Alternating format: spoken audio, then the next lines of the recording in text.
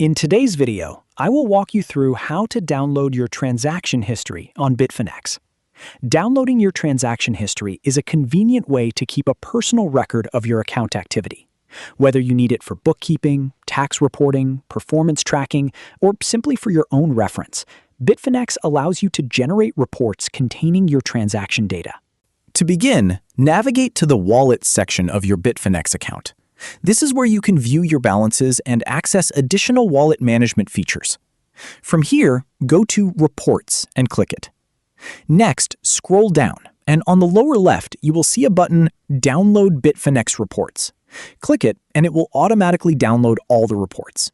Once the download is done, open it. Bitfinex will install an app called Bitfinex Report Setup. Next, wait until the setup is finished. Before you can access the app, it may ask you to log in your email and password. Once done, you can now access your downloaded reports.